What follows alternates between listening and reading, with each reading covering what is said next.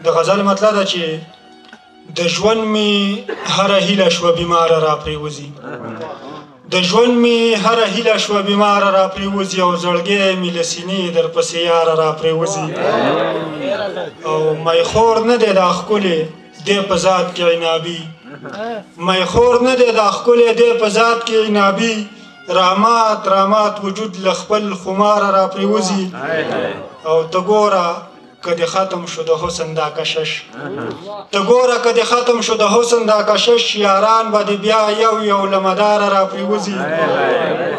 مننه او بس خوښ یمه چې پایمه د ښکلو په صحبت بس خوښ یمه چې پایمه د ښکلو په صحبت هر څوک شخصیت مې له معیاره را پرېوځي بس خوښ یمه چې پایمه د ښکلو په صحبت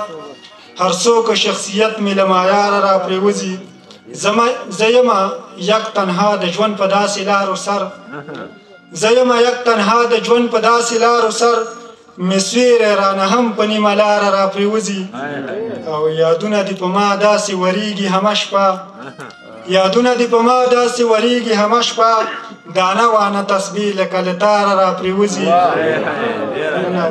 کړم مړ فخر افغانه همدې ښکلو په فراق کړم مړ فخر افغانه همدې ښکلو په فراق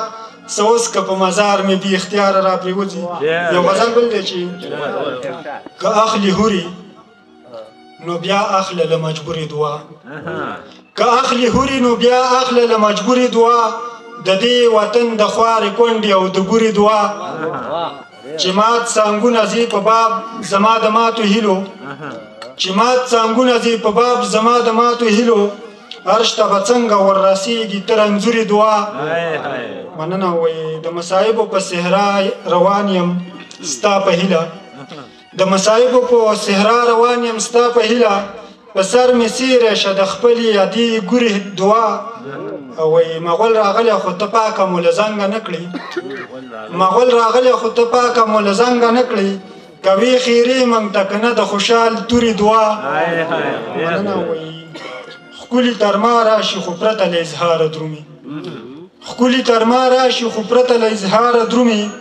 رد را واپس شي بیا تر ما ولې منظورې دعا